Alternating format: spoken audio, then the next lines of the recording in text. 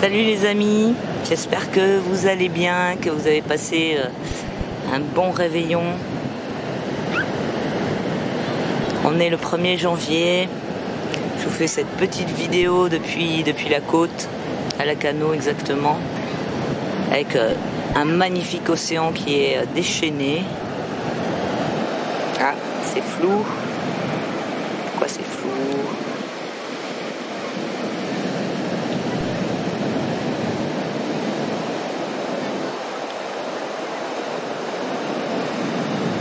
Voilà.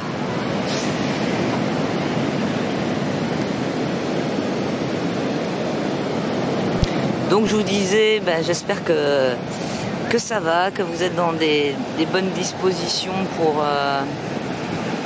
pour attaquer cette rude année 2022. Il y a un peu de monde autour de moi, c'est pas évident de faire une vidéo. Alors tout d'abord, je voulais vraiment féliciter tous ceux qui ont résisté jusqu'à maintenant et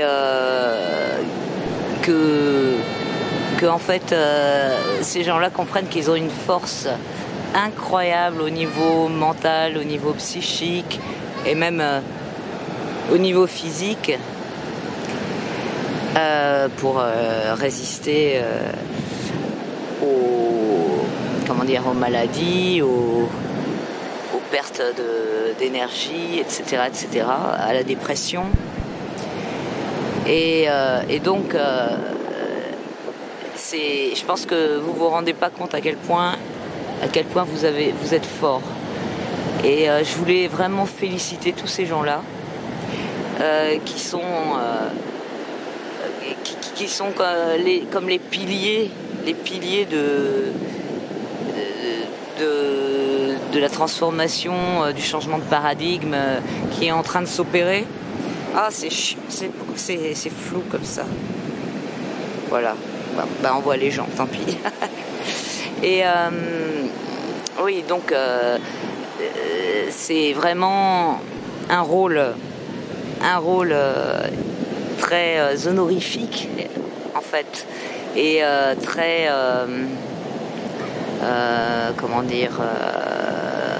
honorifique à tout point de vue, hein, pas au niveau de l'ego. Hein. Oui, c'est bien le mot. Et donc voilà, je vous souhaite plein de force à nouveau pour cette nouvelle année, plein de courage, de rester droit dans vos convictions et aligné au niveau émotionnel pour ne pas flancher et de continuer comme vous avez fait parce que c'est la bonne direction quoi. Je vais aussi souhaiter évidemment la bonne année à toutes les personnes qui n'ont pas pu résister. Ça, je comprends pas pourquoi c'est flou.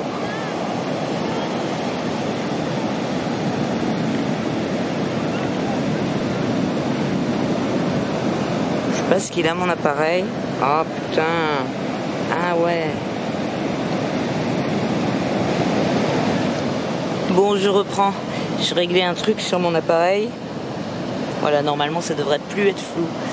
Et donc je disais, évidemment, j'ai une grande pensée pour tous ceux qui ont été obligés de passer à l'injection malgré leur réticence pour des raisons personnelles. Il y en a plein des raisons personnelles.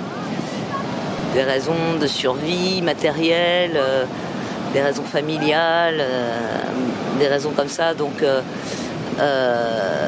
ces gens-là, j'espère qu'ils vont arriver à s'organiser pour ne pas prendre l'abonnement qui leur pend au nez, l'abonnement à l'injection qui leur pend au nez, et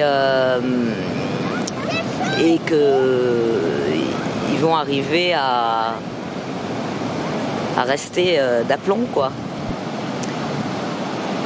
Je pense que cette année 2022, elle va être très difficile aussi à ce niveau-là, c'est-à-dire au niveau de la santé des personnes, des proches qu'on a qui ont pu, qui pourraient avoir des effets indésirables suite à l'injection.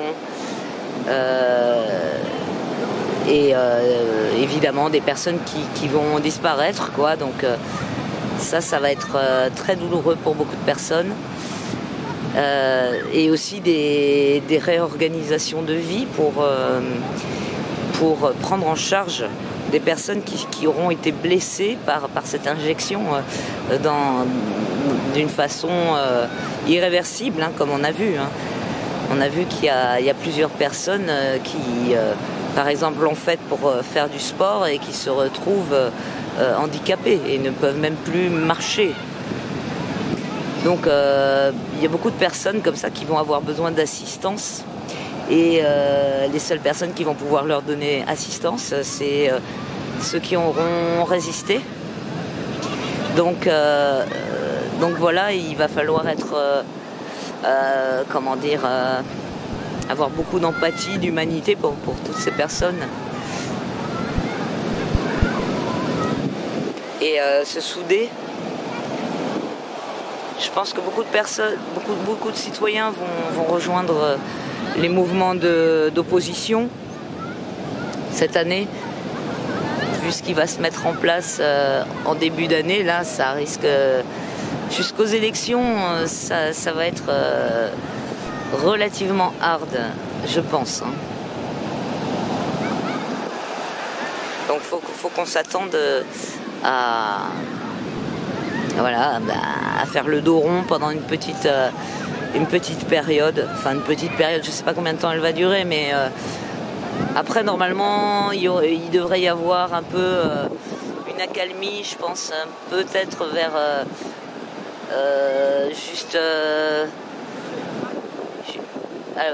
avant l'été, peut-être quelque chose comme ça. Peut-être juste avant les élections, mais je crois pas. Je crois pas trop. Je pense que toute la période jusqu'aux élections, elle va être très très très mouvementée.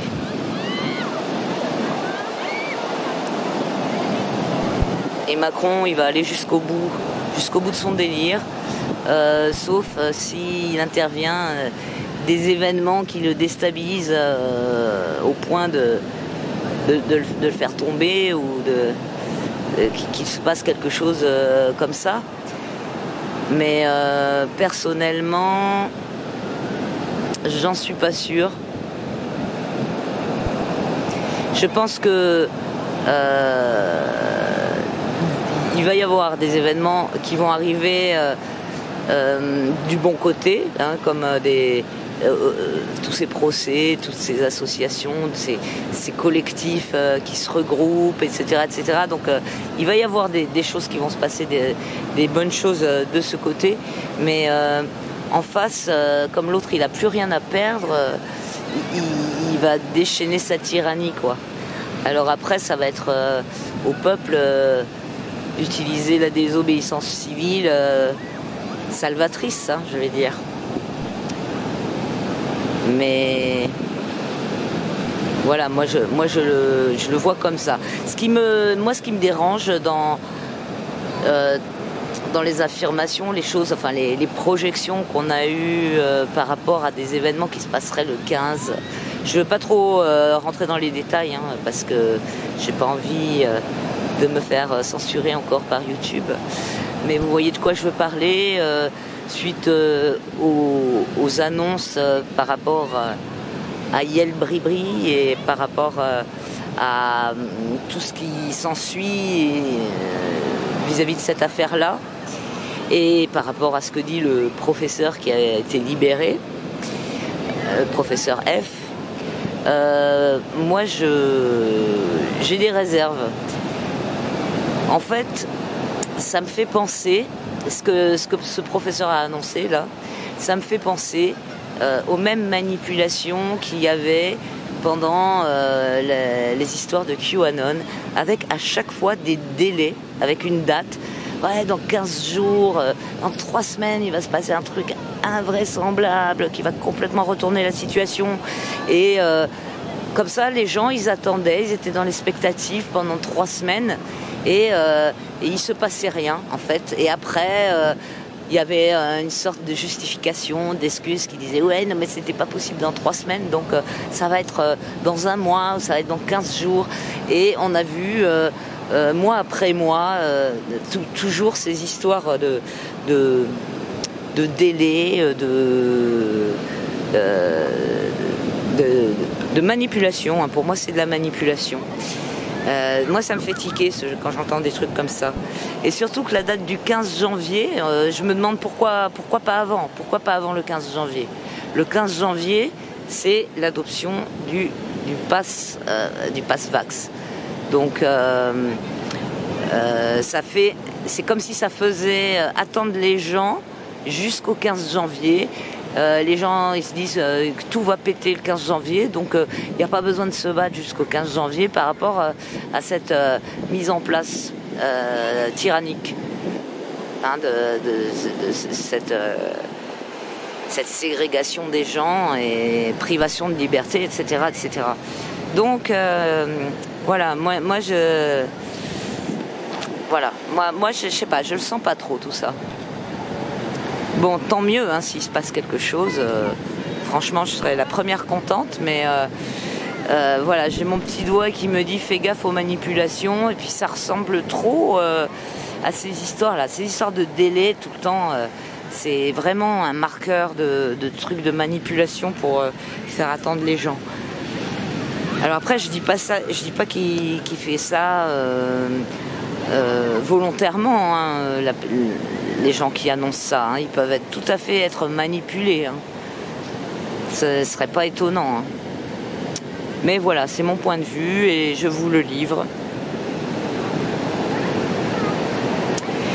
Et donc, mon dernier volet, c'est par rapport au gouvernement et tous ceux qui ont le pouvoir. Donc, je leur adresse un message en leur disant que plus ils seront rigides et tyranniques, moins il y aura d'adhérence à ce qu'ils souhaitent et à ce qu'ils veulent et à leur but. Et que les personnes qui se sont pas encore fait injecter maintenant alors qu'ils ont perdu leur taf, ils sont brouillés avec leur famille, il y en a qui ont divorcé, il y en a qui ont il y a des trucs de vie, des cataclysmes personnels de vie incroyables dus à cette prise de décision. Donc s'ils croient que c'est en rajoutant une couche que ces gens vont changer d'avis, ils se plantent. Hein.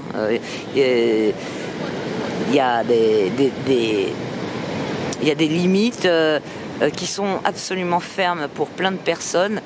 Et ces personnes sont prêtes à tout, quoi, à tout lâcher, à tout perdre, à se faire enfermer, à perdre leur vie à partir du moment où elles perdent pas leur vie dans le contexte d'une injection expérimentale, quoi. À partir du moment où c'est par rapport à un combat, à ce combat qui nous est livré actuellement, c'est pas... voilà,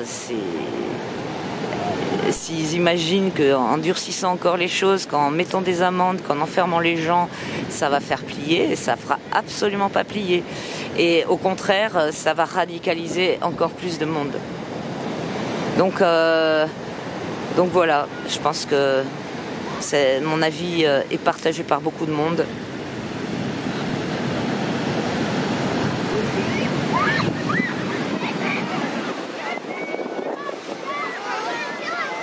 Je vois rien sur l'écran. Je sais pas si je filme droit ou pas. Waouh, les gens ils sont en train de se faire mouiller. Ah ouais.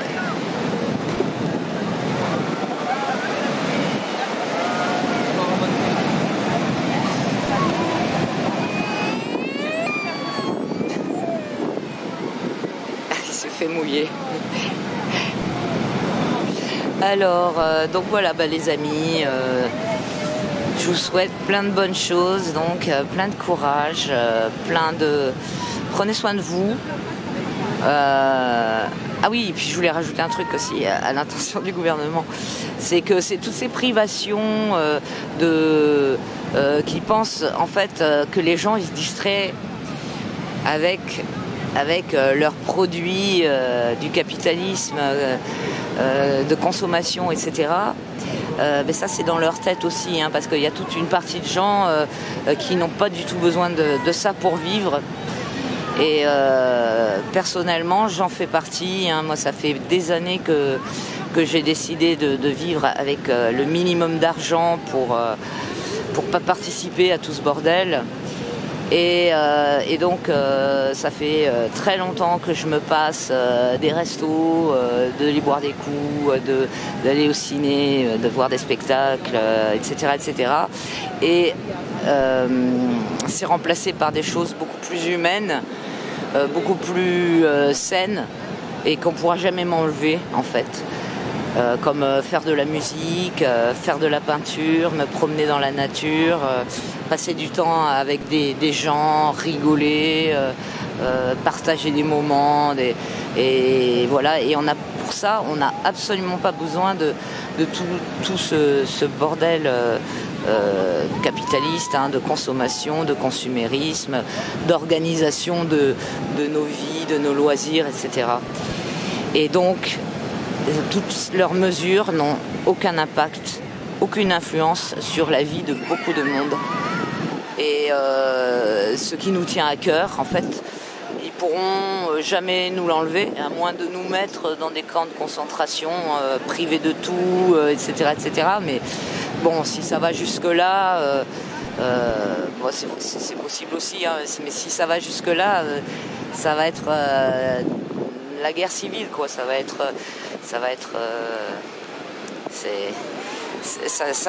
c'est une issue qui de toute façon ne peut pas durer longtemps, même s'il y a des passages par des épisodes comme ça qui seront, je pense, davantage pour donner l'exemple, pour faire de la communication sur leur tyrannie, comme ils ont fait depuis le début, parce qu'ils font énormément de bluff, hein, aussi, il ne faut pas oublier. Donc voilà. Donc voilà, c'était mon message. Et du coup, trouvez-vous pour les gens qui souffrent de ne plus pouvoir participer à des activités qui faisaient leurs loisirs comme ils avaient l'habitude avant. Il y a d'autres issues, hein. Je suis sûre que vous avez des dons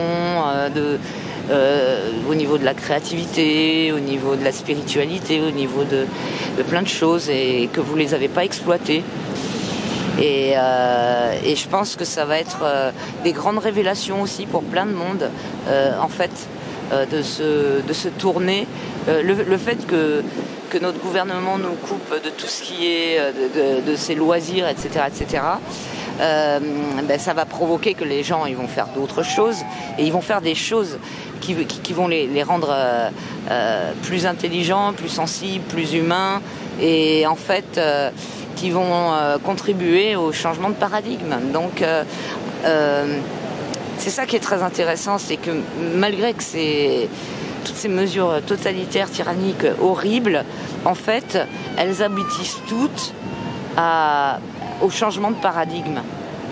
Donc voilà, il faut avoir confiance, et il faut pousser dans ce sens. En fait, il faut accompagner ce changement de paradigme.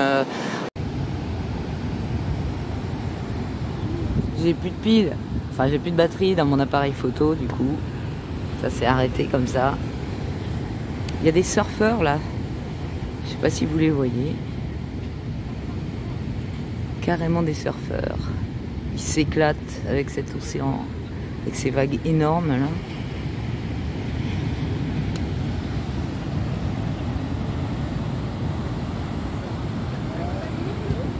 Donc voilà, je finis avec le téléphone.